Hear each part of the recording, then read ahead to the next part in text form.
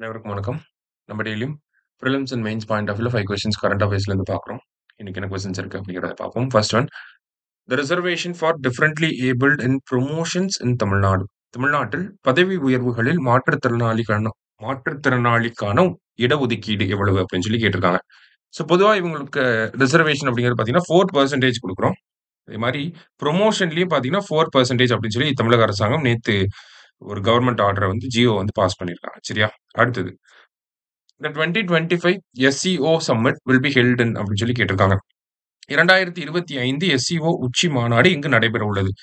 SCO அப்படின்னா Shanghai கோஆப்பரேஷன் organisation, ஒரு முக்கியமான ஒரு அமைப்பு. சரிங்களா? 2001ல வந்து இந்த அமைப்பு வந்து உருவாக்கப்பட்டிருக்கும். சைனா தான் இந்த அமைப்பை உருவாக்கி இருப்பாங்க. ஹெட் குவார்ட்டர்ஸ் எங்க இருக்கு அப்படின்னு பார்த்தீங்கன்னா, பெய்ஜிங்ல வந்து இருக்கு. சைனாவோட கேபிட்டலுமே பெய்ஜிங் தான். சரியா? மொத்தம் மெம்பர் கண்ட்ரீஸ் அப்படின்னு பார்த்தீங்கன்னா, ஒரு 10 மெம்பர் கண்ட்ரீஸ் வந்து இருக்காங்க. இதுல இந்தியாவுமே ஒரு மெம்பர் கண்ட்ரி தான். இந்தியா வந்து 2017ல மெம்பர் ஆயிருப்பாங்க. சரியா? ஸோ இந்த 2025 SCO சம்மிட் எங்க நடக்க போகுது அப்படின்னா, கிங்டாவோ அப்படிங்கிற இந்த சிட்டில நடக்க போகுது. சரியா?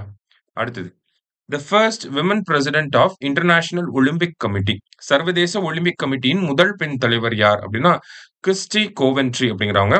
அதே மாதிரி ஃபர்ஸ்ட் டைமா ஆப்பிரிக்கால இருந்து ஒரு விமனை வந்து வந்திருக்காங்க. இன்டர்நேஷனல் ஒலிம்பிக் கமிட்டியோட பிரசிடென்ட்டா first African and women president அப்படின்னு சொல்லி சொல்லுவாங்க. எந்த நாட்டுக்காரவங்கன்னா, ஜிம்பாப்வே அப்படிங்கிற நாட்டுக்காரவங்க. சரியா?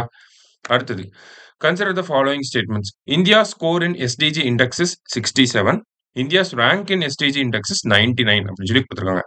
இந்த SDG இண்டெக்ஸ் வந்து ரிலீஸ் பண்ணியிருக்காங்க. United Nations sustainable development solutions network அப்படிங்கிற இந்த அமைப்பு வந்து SDG இண்டெக்ஸை வெளியிட்டிருக்காங்க. அதுல இந்தியாவோட ஸ்கோர் என்ன அப்படின்னு சொல்லி பார்த்தீங்கன்னா 67. கரெக்ட் தான். அதே மாதிரி நம்ம முதல் முறையா 100க்குள்ள வந்திருக்கோம். ஓகேங்களா? அவுட் ஆஃப் 167 கண்ட்ரீஸ்க்கு நம்ம 99th ரேங்க் வந்து வாங்கியிருக்கோம். சரியா? ஸோ ரெண்டுமே கரெக்ட் தான். போத் கரெக்ட் அப்படிங்கிறது கரெக்ட் ஆன்சர். லாஸ்டா, choose the correct statements. Nuclear Non-Proliferation Treaty was signed in 1968 அப்படிங்கிறது கரெக்ட் ஸ்டேட்மெண்ட் தான். ஓகேவா? எதுக்காக அப்படின்னு சொல்லி பார்த்தீங்கன்னா, signed to prevent spread of nuclear weapons, அணு ஆயுதங்கள் பரவலை தடுக்க இந்த ஒரு ஒப்பந்தம் கையெழுத்தானது அப்படின்னு சொல்லி கொடுத்திருக்காங்க. கரெக்ட் தான். சரிங்களா? அணு ஆயுதம் யாருமே மத்த கண்ட்ரீஸ்லாம் வந்து இந்த அணு ஆயுதங்களை வந்து டெவலப் பண்ணக்கூடாது, டெஸ்டிங் பண்ணக்கூடாது, இருந்த வரைக்கும் போதும். நியூக்ளியர் அப்படிங்கிற அந்த டெக்னாலஜி வந்து பவர் பிளான்ட் அந்த மாதிரி ஆக்கப்பூர்வமான பணிகளுக்காக மட்டும்தான் பயன்படுத்தணும் அப்படிங்கிறது தான் இதனுடைய நோக்கம். சரியா?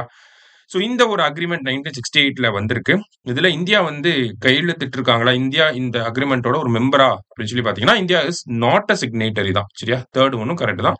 நம்ம India is not a signatory to this treaty அப்படிங்கிறது கரெக்ட் ஸ்டேட்மெண்ட் தான். சரியா? ஸோ மூணுமே கரெக்ட், ஆல் கரெக்ட் அப்படிங்கிறது தான் கரெக்ட் ஆன்சர். சரியா? ஸோ இன்னைக்கு 5 கொஸ்டின்ஸ் பார்த்திருக்கோம். தேங்க்யூ.